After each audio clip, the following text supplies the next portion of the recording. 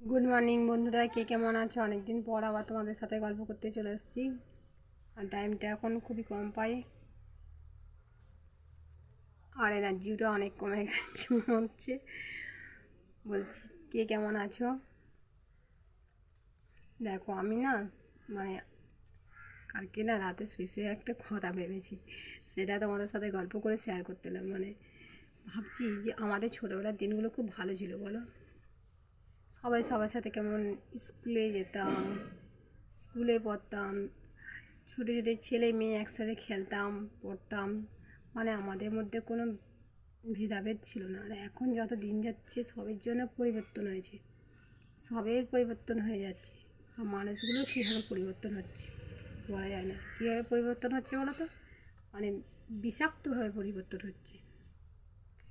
মনগুলো এমন মানুষের চেঞ্জ হচ্ছে, বলা নেই। কেউ কারির সাথে কথা বলে না, কেউ কারির সাথে কারির সম্পর্ক থাকতে চায় না, কেমন একটা। আমি সেই জন্য ভাবি যে আমার দিনগুলো খুব ভালো ছিল, ছোটোবেলার দিনগুলো খুব ভালো ছিল। আমি চাই সেই দিনগুলো আবার ফিরে আসুক।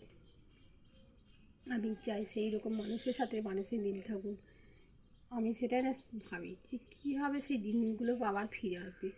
সেই দিনগুলোই আমার ভালো ছিল, বা এখন আমি সেই দিনগুলোকেই ফিরে পেতে চাই। ফিরে আর মনে হয় এই জন্মে পাবো না, আর কোনো জন্মেই পাবো না। আমাদের দিনে কত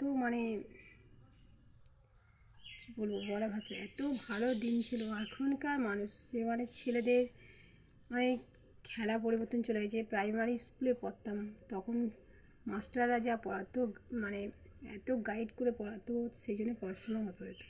আমি চাই সেই প্রাইমারি স্কুলগুলো আবার সেই স্কুলের মতো তৈরি হোক। সব স্যাররা যেন আবার আমাদেরকে যেভাবে গাইড করতো সেইভাবে গাইড করবো, পড়াশোনা করা। আমি এগুলো চাই। কেন, তো কে বলেছে প্রাইমারি স্কুলে পড়াশোনা হয় না? আমাদের যুগে ছিল না প্রাইমারি স্কুল? আমরা তো প্রাইমারি স্কুলেই পড়াশোনা করে তবেই তো আমরা হাই স্কুলে গেছি, তাই না? এখন কি যে পরিবর্তন, প্রাইমারি স্কুলে পড়া যাবে না কেন? পড়াশোনা করলে সব জায়গায় পড়া যায়, সেটা না।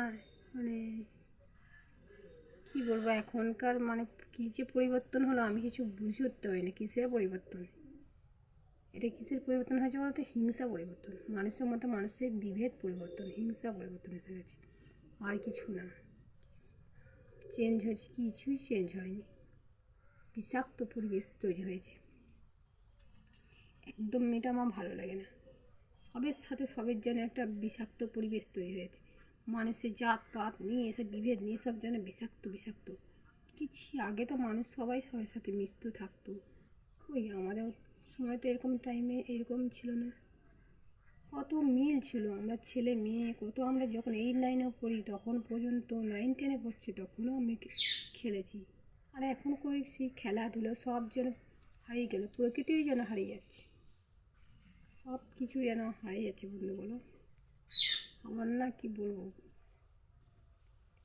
একদম ভালো লাগে না। তাও আমি এখন এই ভালো থাকার জন্য আমি ইউটিউব চ্যানেলে এসেছি, বা ফেসবুক ইনস্টাগ্রামে সবেই চলে গেছি।